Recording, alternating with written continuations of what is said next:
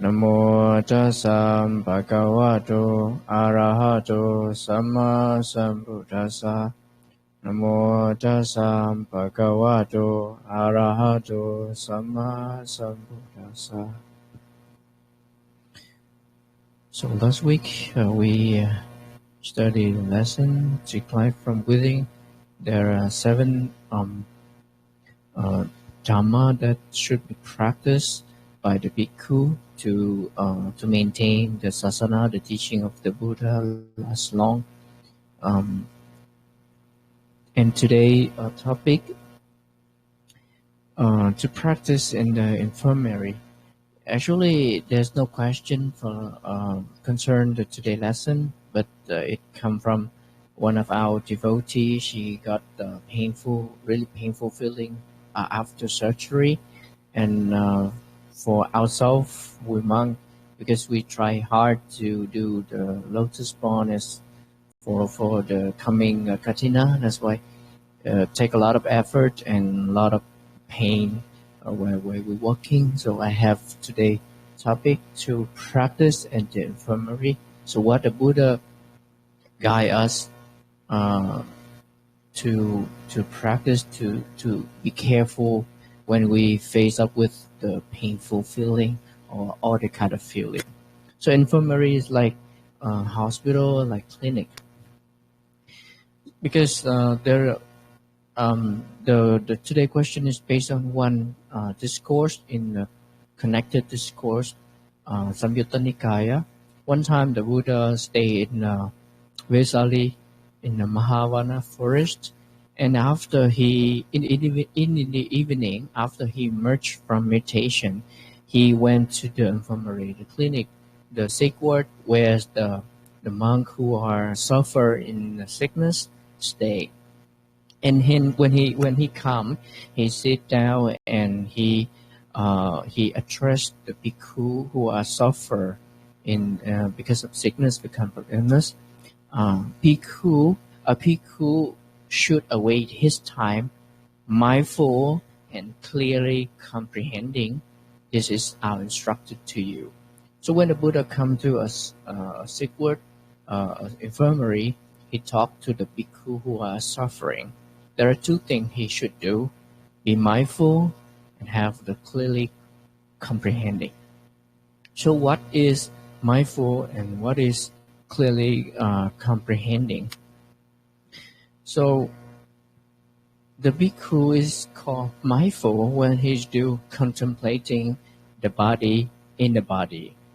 He contemplates his own body, ardent, clearly comprehending, mindful, and put away covetousness and displeasure in regard to the world. So he practiced. There are 4 objects he should practice. This is his own body, the feeling, the mind, and the phenomenon. All of the things happen to him. There are 4 objects. That's why I use the picture. There are 4 of them. So the body, his own body, his feeling, his mind, and all of the phenomena, everything happened.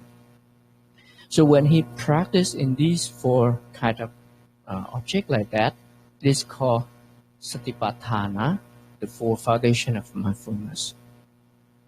And when he practiced like that, with mindful, he put away the covetousness and the displeasure regard to the world. It means himself, the world of himself. Why we say is having put away the covetousness and displeasure. Put away have 2 meanings. Put away by suppressed by the power of concentration. When he has good concentration, of the covetousness and displeasure will be suppressed. That is one way. Or it will be temporarily removed by the state of mind, the beautiful state of mind, the wholesome state of mind will temporarily remove the unwholesome one, the covetousness and displeasure. And what is covetousness and displeasure? It refers to the state of mind that Covetousness means want to have something comfortably, want to enjoy something, and displeasure means want to reject it. It is not feeling good. It's suffering. So he tried to put away all these things, like and dislike. You can understand that way. So that is the first one. Be mindful. There are 4 objects for mindful. Okay.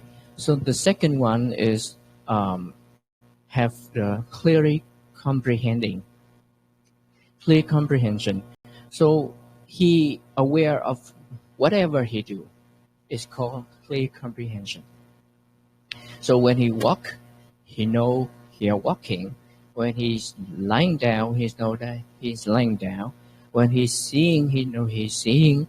When he's look ahead and look aside, he know what he is doing. When he move his drawing and extend his limbs, his head, his hand, his leg, he know that what he is doing. When he wear his robe, he know it. When he carry the alms bowl, he know he's carrying the alms bowl.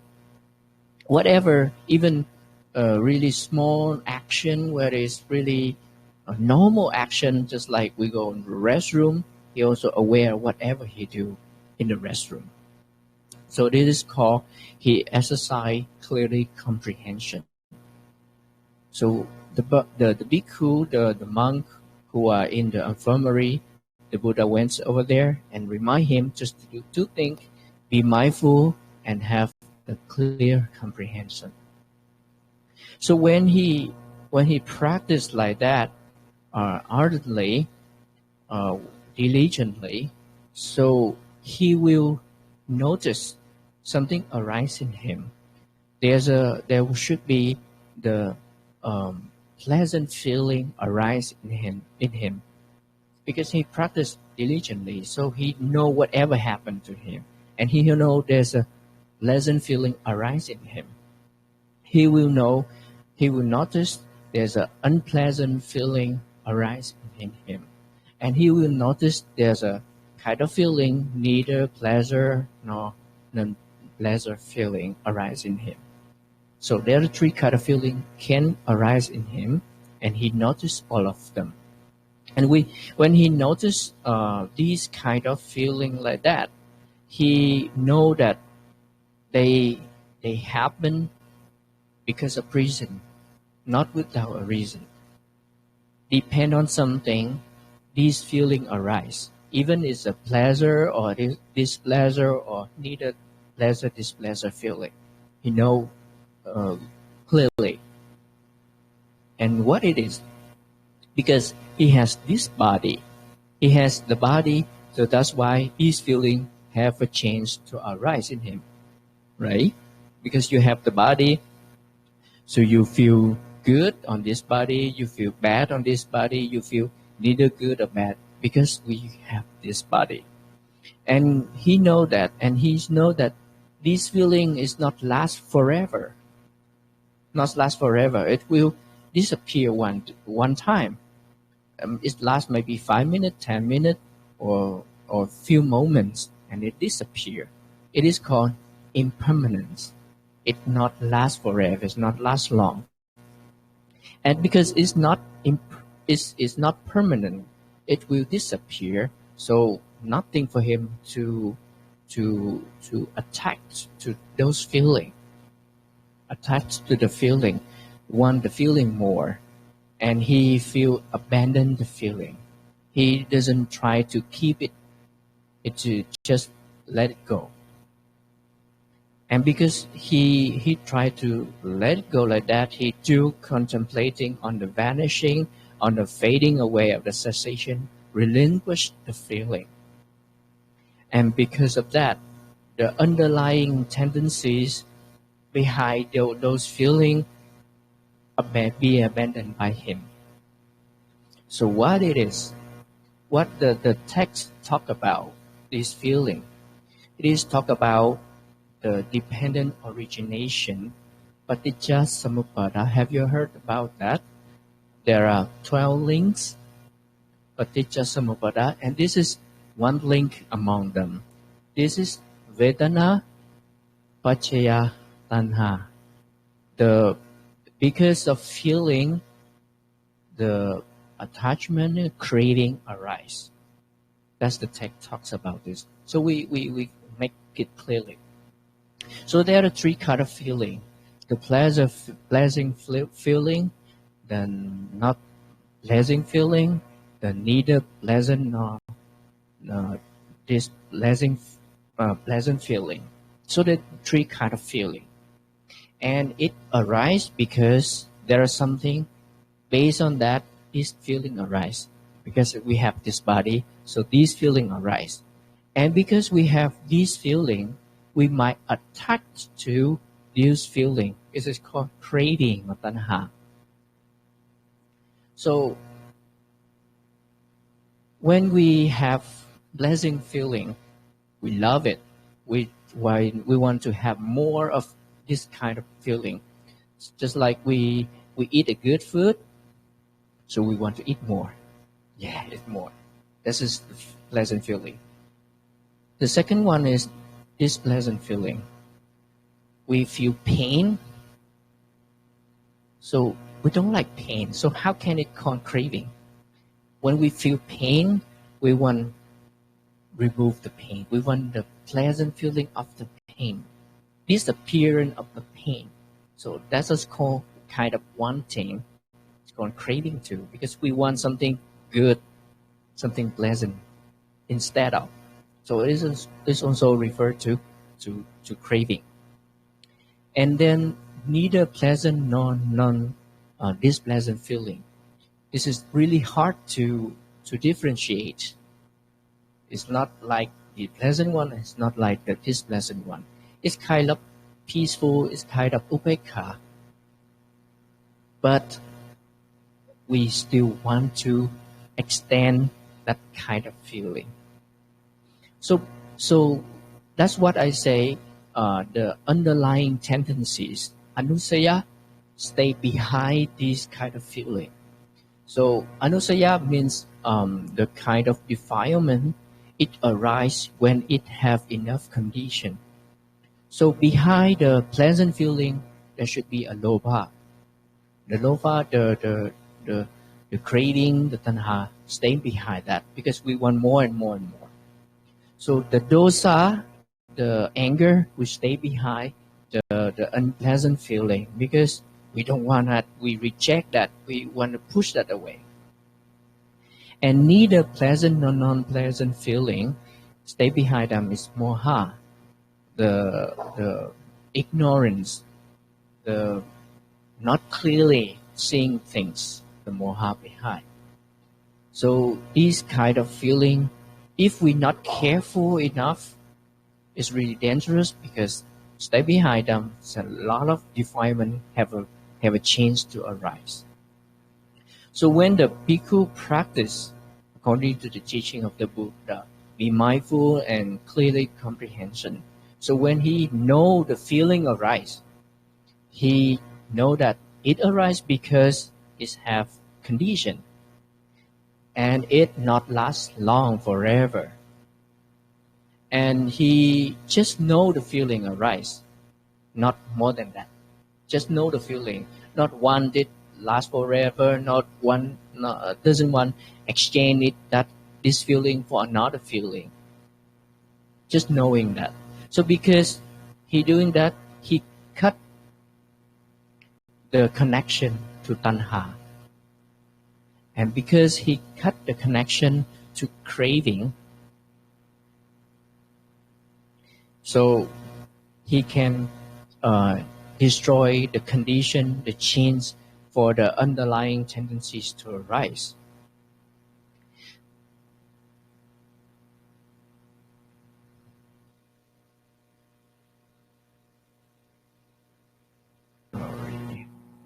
Okay. So whether he feel pleasant feeling, he just know that this is pleasant feeling. Whether he know the unpleasant feeling, he know that it is just an unpleasant feeling. Whether he know that neither pleasant nor non-pleasant feeling, he just know that this is kind of feeling. And this feeling will not last forever. It just appear because of the reason And without the condition, it will disappear.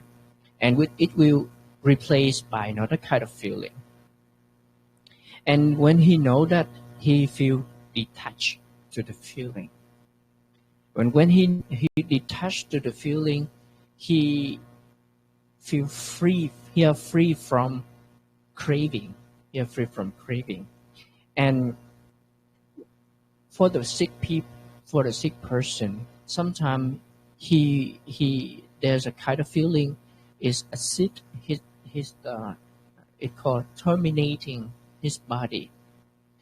Like it's really pain like you cannot bear anymore. But when a person who practice mindful enough, he just know it's a really pain. He just know that. He don't scream, oh really pain, I cannot accept that. But he just know it's a painful feeling. And for the person who on the deathbed, it's more and more pain. But when he practice well, he just know, oh okay, that kind of feeling is nearly the end of my life. He know that kind of feeling. He just knowing that right there. He doesn't want to reject it. He doesn't want to attach to it. Just clearly notice that kind of feeling. And because of that, he are ready for the next life without any attachment, without any craving. And it is called the person who having fully understand the feeling, he is tameless in this very life. He remove the taints, the defilements, because he cut the connection to craving, as I told you. And standing in the Dhamma, with the body's breakup, pass away, the knowledge master, the one who master of the feeling, cannot be reckoned, because he is taintless. He is attain noblehood, remove all defilement, so he cannot be reckoned. After he passed away, he attain Nibbana, no more in the samsara anymore. So that's the Buddha give the instruction to the monk who in the infirmary, who is the clinic, because they face up a lot of dukkha, a lot of suffering, feeling, and they should be mindful all the time to look at the feeling and not to attach to it, not to reject it, but clearly notice it, and then he can overcome any kind of craving arising in him. So today lesson is just to practice in the infirmary, remind us that there are two things we should do when we sick, when we not well, when we stay in the hospital, the clinic: mindful and clear comprehension. So what is mindful? We base on the four foundation of mindfulness: Satipatthana, on the body, on the feeling, on the mind, on the phenomena, everything happened to us. And clear comprehension means we notice every action, every little action that we do in life, even if it's the really small one, normal one, even in the restroom. Notice all of them. And because if we can notice all of the action, be mindful all the time, we can see clearly every feeling arising in us. There can be pleasant feeling, there can be this unpleasant feeling, there can be neither pleasant nor unpleasant feeling. And when this feeling arises, we know that it arises because of the reason. And it not last forever. And because of that, we not attached to any kind of feeling, not reject any kind of feeling, and just let it be, just know it. And when we do that again and again, we can be easy cut the craving and become a taintless person. Or at least we not be panic at the time of passing away. I don't know that whether you can remember that almost a year, I told you there's a friend of mine who's who used to be ordained with me, and he just passed away in a late life. He passed away when he sleep at a really young age, around my age. So we don't know when we say goodbye to the world. Should be ready all the time when we have to face up any kind of feeling, especially when we are sick. So that's what I want to share today. Thank you for your listening.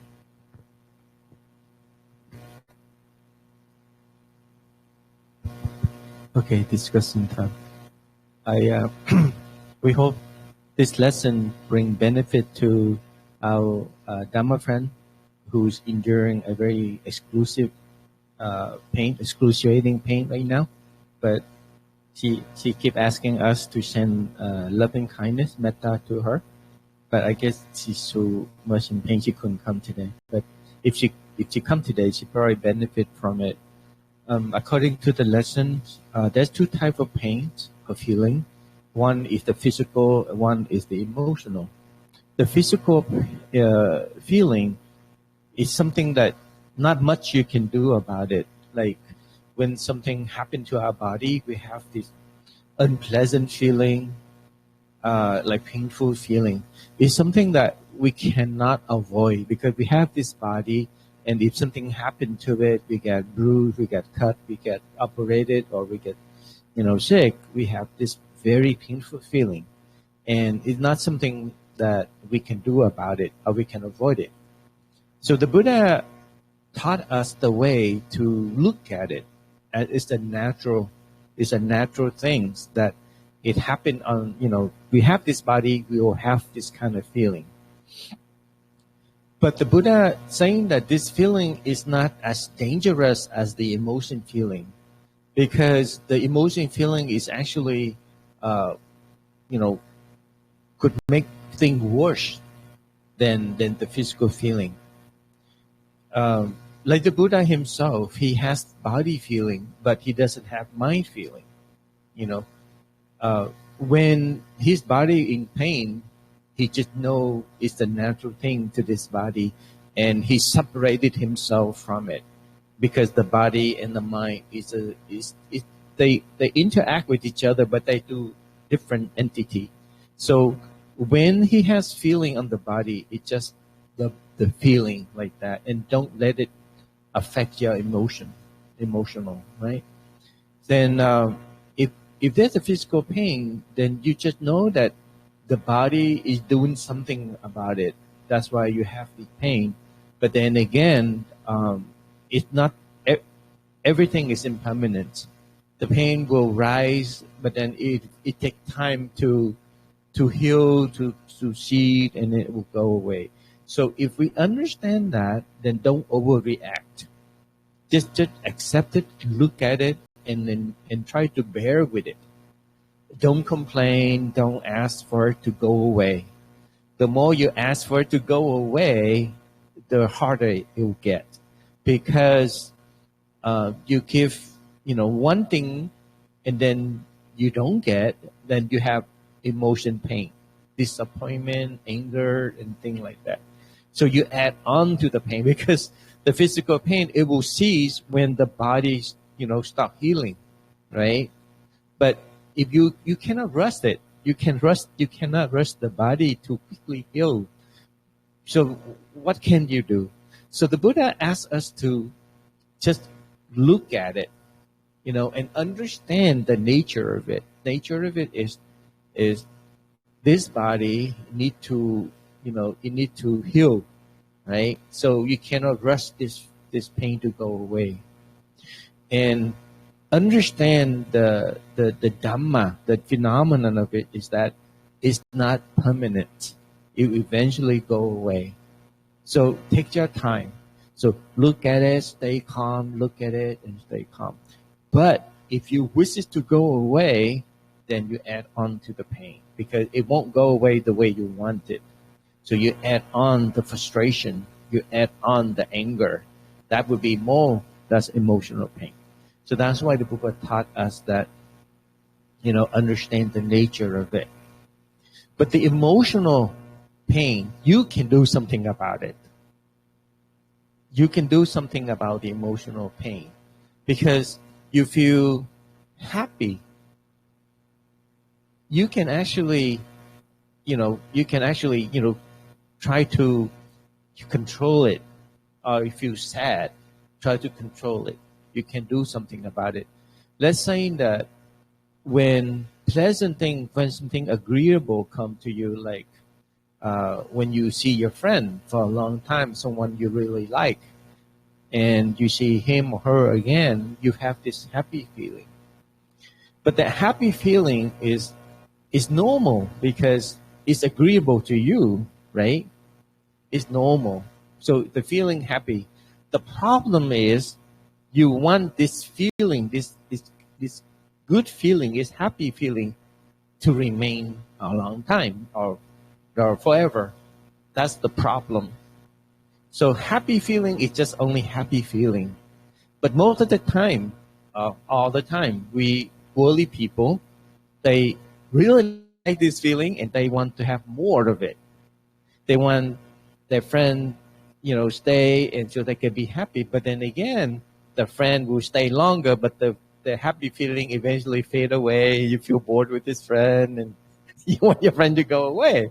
So you see, happy and then unhappy, right? So if you let the happy feeling, rise and then you want it to stay, then that's the problem. So when situation happen, when something agreeable, you feel happy, then just know you are feeling happy and let it last as it lasts, right? Just say, oh, I like this feeling. I want to have more of it. I want to keep this feeling. You can't. So if you do that, that's why he's saying that lead to craving, tengha, right? So happy feeling is only happy feeling. Enjoy while it lasts. Just aware of it while it lasts. Okay, when it lasts, it's okay, normal. Okay, and vice versa. When you see someone not agreeable to you, then anger feeling rise, unhappy feeling rise. Then if you recognize that, oh, I don't like this at all, you want this feeling to go away, you can't. It has to depend on the condition of it for it to go away. When the condition wear out, the unhappy feeling go away. So if something like this happen, then you just know that right now you have not a very happy feeling. You just know of it and then go on with your business normal, just like nothing happened. And eventually the condition will dissipate, the unhappy feeling will go away. But if you want this unhappy feeling to go away when the condition is not finished yet, you add on to the frustration and disappointment, the unhappy feeling be more. So that's why in the situation like this, when you come across to an unpleasant feeling, you just know unpleasant feeling. You just know in your mind right now it's an unpleasant feeling. So in the Satipatthana, the four foundation of mindfulness, there's called mind contemplation, citta nupassana. So when an unpleasant happen and you feel not so good about it, right? The anger feeling, not so good about it.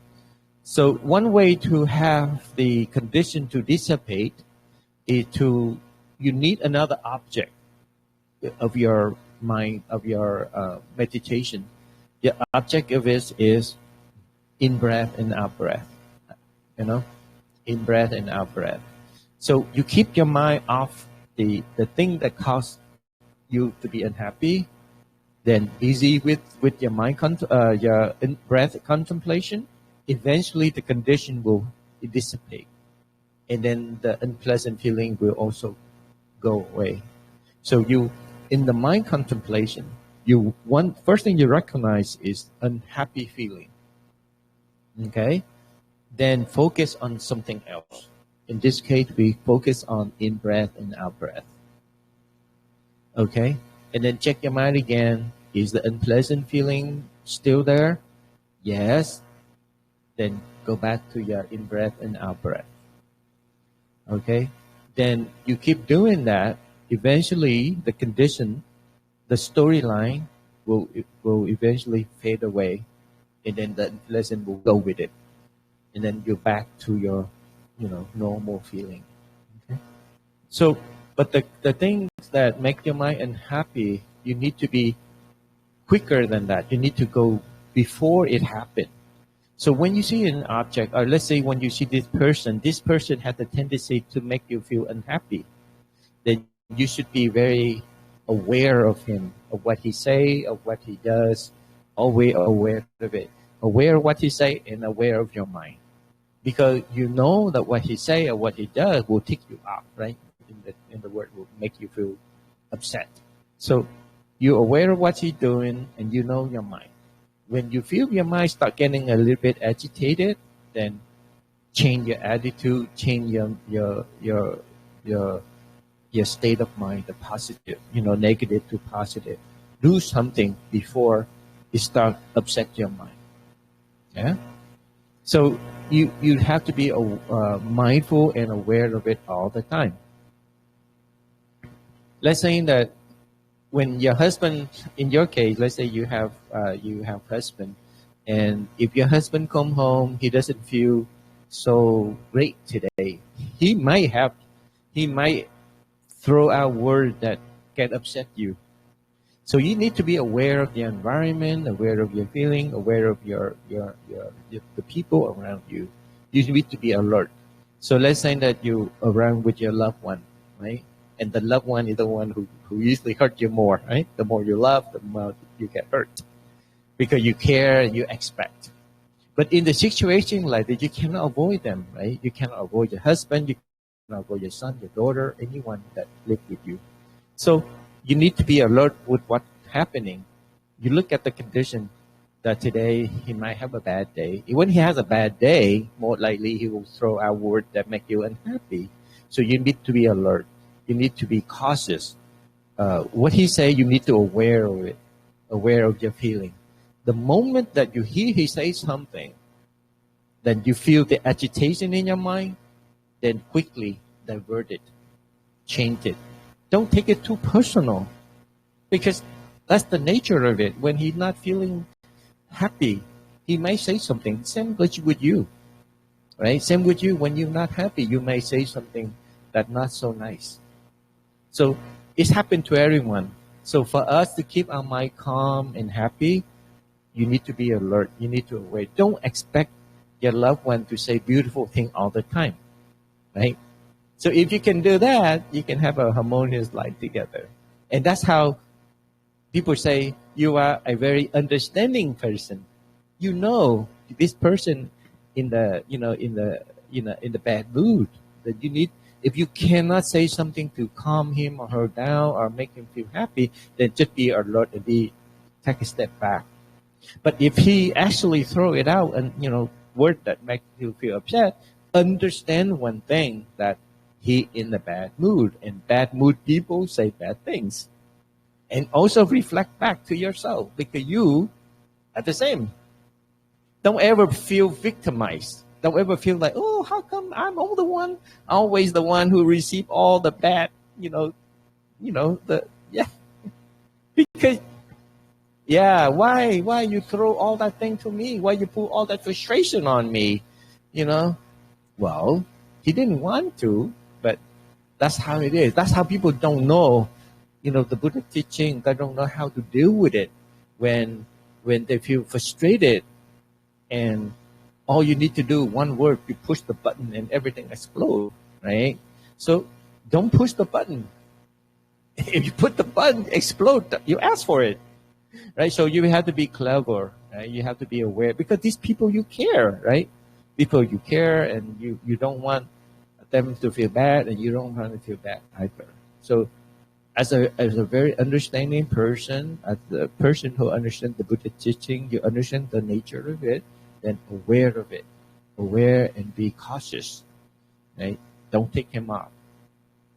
If he explodes on you, because you take him off, right? So, and then always reflect back, because you will be in that situation.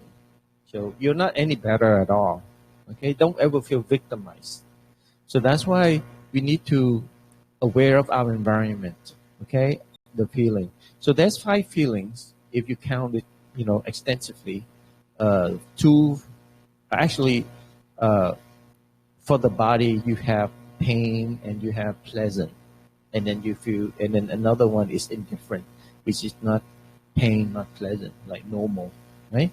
And then on the mind you have happy and unhappy, right? Or happy and angry, right? So that's 2. And then also there will be time that not happy, not angry, so indifferent. So 2 have pain and pleasant for the body.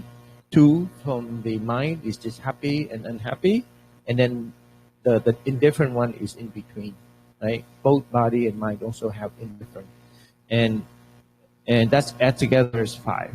Okay. And a lot of one of the question that asked earlier in the Vietnamese session, that the lady, she asked the feeling unhappy and not happy, or not wanting and not and wanting, would be a word, but she's saying that the word she used is not for this kind of feeling, like the indifferent, but the indifferent one in Bali we call upikha. Yeah? In Thai you call upik. Upikha. Upikha, is mistranslating in Vietnamese, okay? And upikha depends on the situation. Upikha is be translated as indifferent. Indifferent is like doesn't have good feeling or bad feeling. It's just normal. It's just a neutral feeling. Some feeling upikha, like the eyes, the consciousness in the eye, because the consciousness, the mind, we have the feeling, right? Feeling happy, unhappy, and neutral. But the feeling for the eye is always neutral. It doesn't have happy and happy. So that's also called upikha. The mind for our body, we have upikha, is like, it's more like in a moha, the ignorance, not knowing. It's just like not knowing. So that's also upikha, because the feeling of happy and unhappy not clear. It's in the neutral. So it's still a negative state of mind. The other upikha that is related to the mind is good feeling, is for arahant. Arahant, his mind is not happy or unhappy.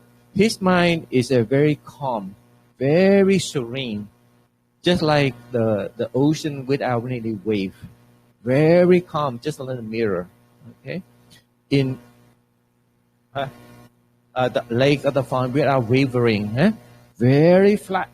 Okay, but we often call that one is equanimity. Equanimity is the state of mind is very calm, okay, very serene, no choppy, no wavering at all. It's like flat, like that. So that is we call upikha.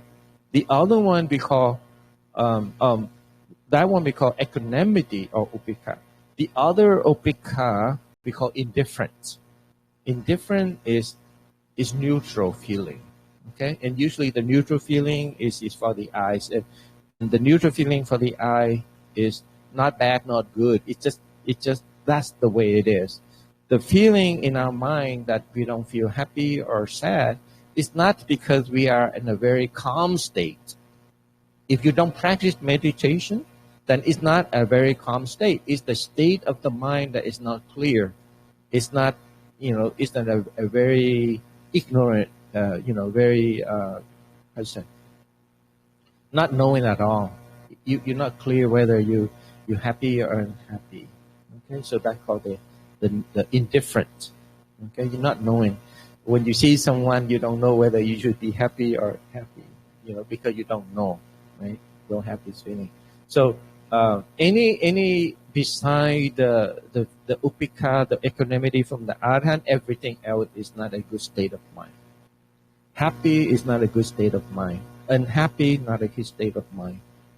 The indifferent, the upekkha, the not happy, that also not happy mind at all. Unless you have meditation.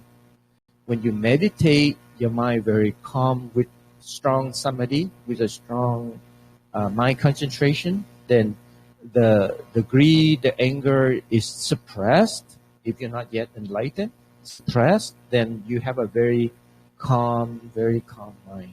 Okay, so that's a good state of mind. The rest of it, not good state of mind at all. Okay, but our mind is always at the state of swinging between happy and unhappy all the time. That's why that's called agitated mind, and that's how we feel not calm at all. We feel a lot of dukkha different level. Okay, that's why practice meditation help us to maintain, our emotion physically and mentally. So as you can see over here, the feeling lead to craving or tanha. Because normal people don't know any better. When you have feeling, you good feeling, you want to hold it. Bad feeling also lead to tanha because you also want it to go away. Want it is tanha. To be replaced is tanha because you want it. Okay, so either way, people say, wait a minute, unhappy, how can it is create craving? Craving for something different than the feeling that you have right now. So that's also craving, and craving will lead to attachment, and attachment, all that lead to dukkha. So the Buddha taught us that you should stop at the feeling and don't do anything more in order to be free from the dukkha. Okay. So, you have any questions? What do you think? Do you agree to me that the people that you love is the one who create a lot of suffering to us? Do you agree with that? You agree, right? Because the one you love, you be around all the time. You be around with this person all the time. And because you've been around this person all the time, the mood change depend on the condition. And because you expect from this person, you'll get a lot of suffering from it. Huh? Pre-plan? Prepare. Yeah, that's why if you practice the teaching of the Buddha, you should always aware, alert, prepare for this coming. If you don't, then you should ask for it. Attach?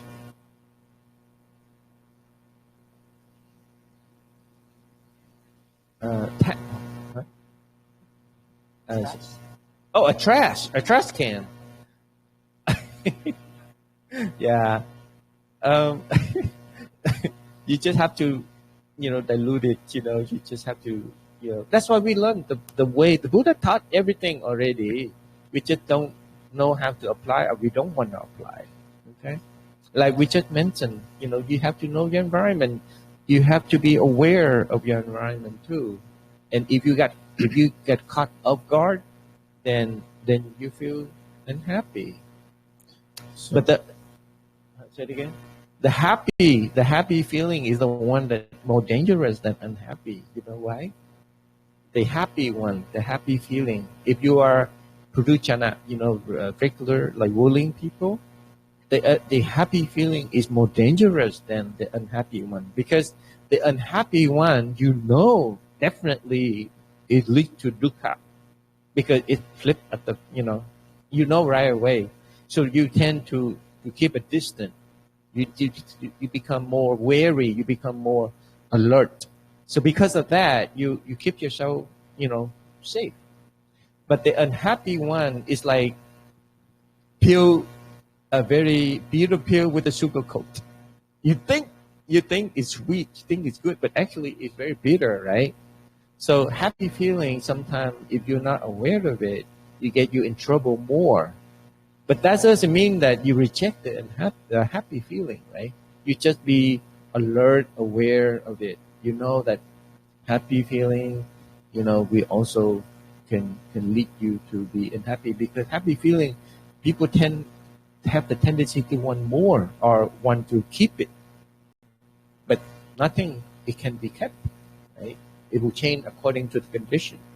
And if you want to keep it, and when the condition change, you don't have it anymore, you feel unhappy. You expect of it. Okay? So that's why when happy feeling, you also need to be alert. You need to be alert as well. And doesn't mean that you reject it. No. You just know it happening, and you know the feeling, and just let it last. If it lasts, it's okay. Okay? Yeah, go ahead. Yeah, there's one thing you talk about that you don't need to attach to throw everything in. There are one simile in the lesson I forget to talk about. The Buddha gave the example of the lamp oil. So the oil is burned because there are wick and there's an oil. But when the wick and the oil disappear, finished, so the light will disappear. So in the same way, all of the feeling they arise, even you like it or you don't like it. There's a reason behind it to arise, and without those conditions, it will disappear, even you like it or not.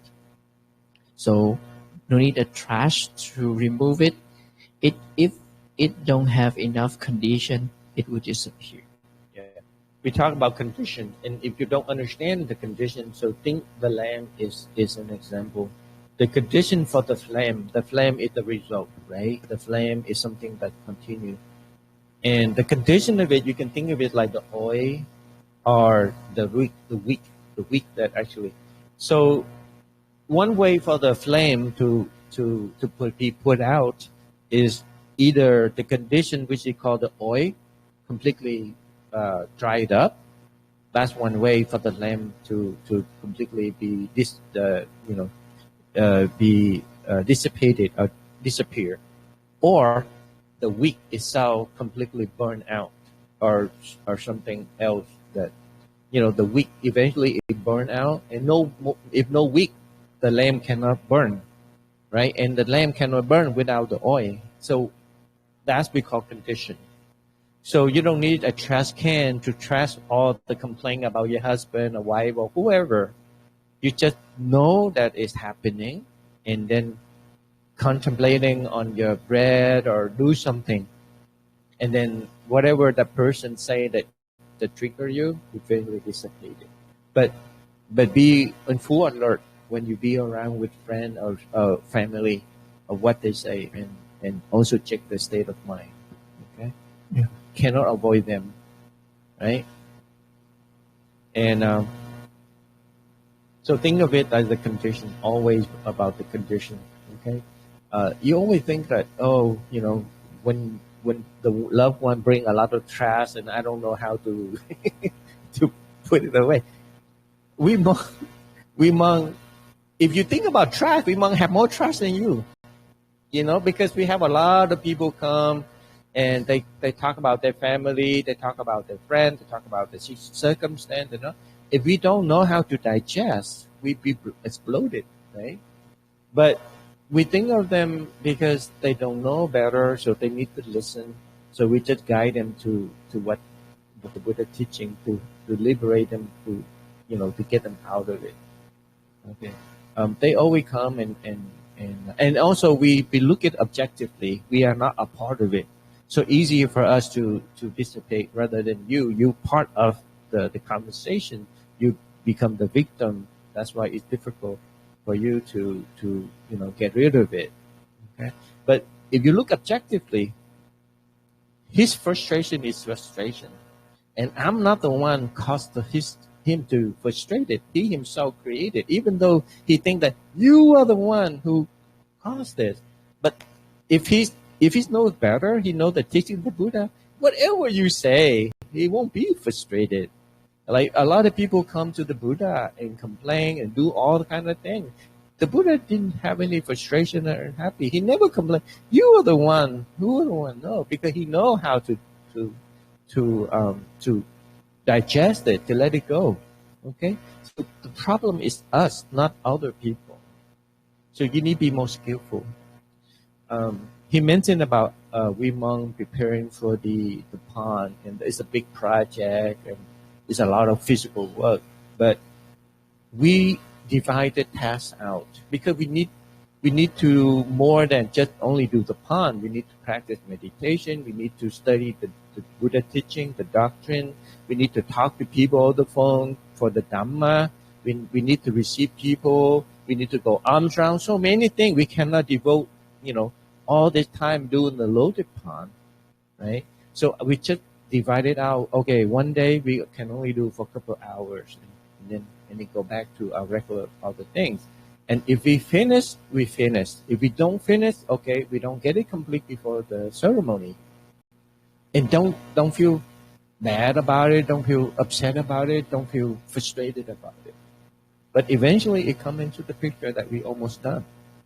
Like that. That's how we live our life. But if you expect and want this and want it too much, and if you don't get it done, you get upset, and your life not happy.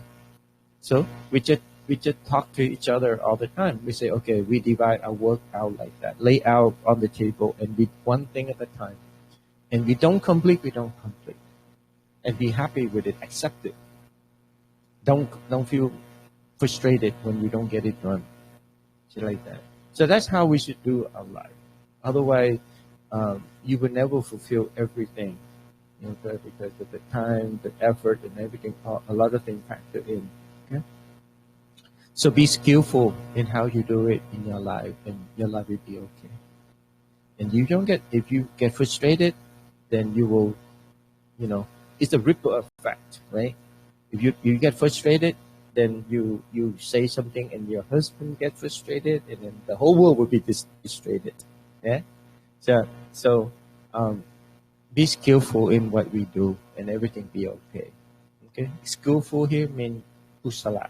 Keep it a very wholesome mind. Yeah. Yeah, that's one I want to add. In the text, the Buddha said that when we are mindful, we can put away the covetousness and displeasure, like and dislike.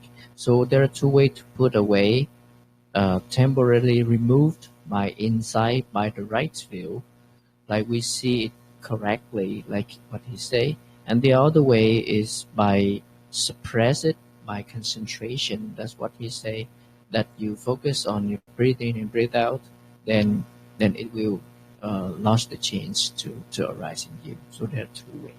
Yeah. Temporarily and suppress it.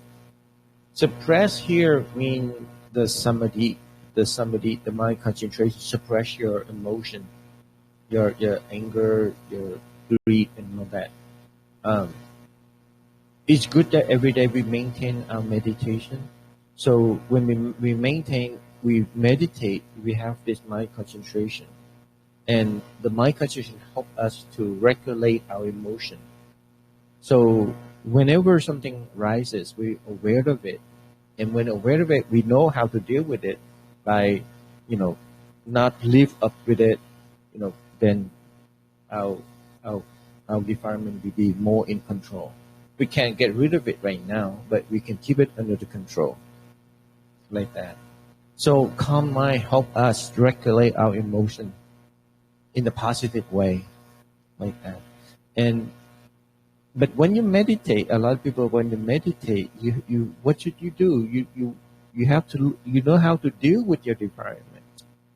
Just don't sit and in breath and out breath. You feel bored, right?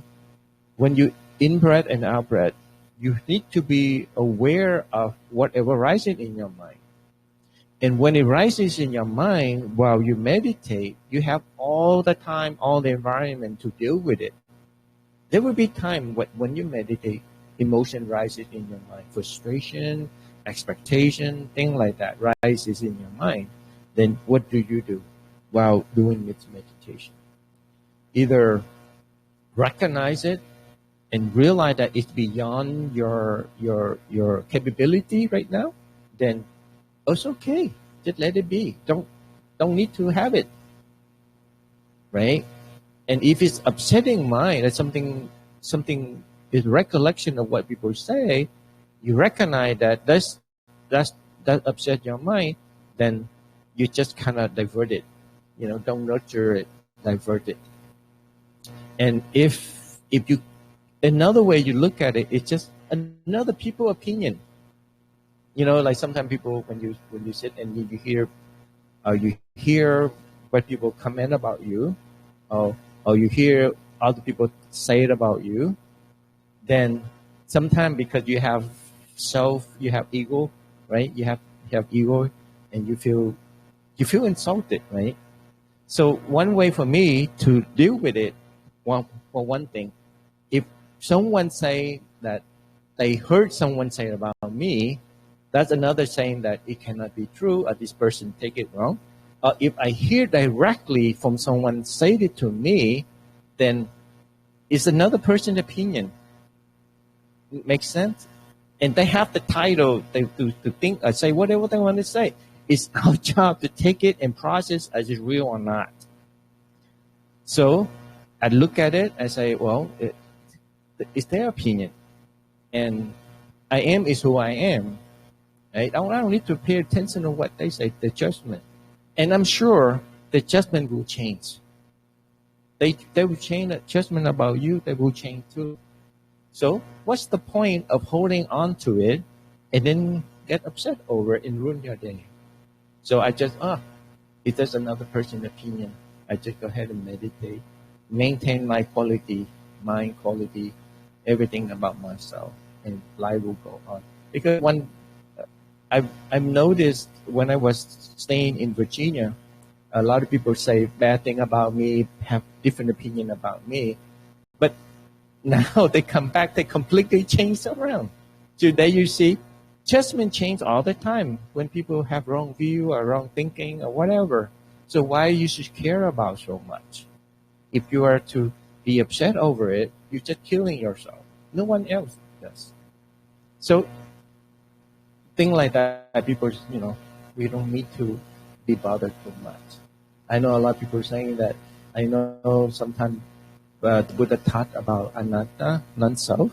But then again, when people say something negative about me, I get upset a lot. It ruined my day. I suffer a lot. I say, well, if they say one thing today and tomorrow they say different thing, then why you worry about it? Doesn't mean that, today they say bad thing about you, you feel so upset, and the next day they say good thing about you, you feel so happy. So you are just living up with what people say, like that. So it's just opinion and also wrong view about you. Just let it be, and be yourself, and build up this good quality of yourself, and people will change their mind. That's the big lesson to learn. Okay. All right. Yeah. It's time for chanting.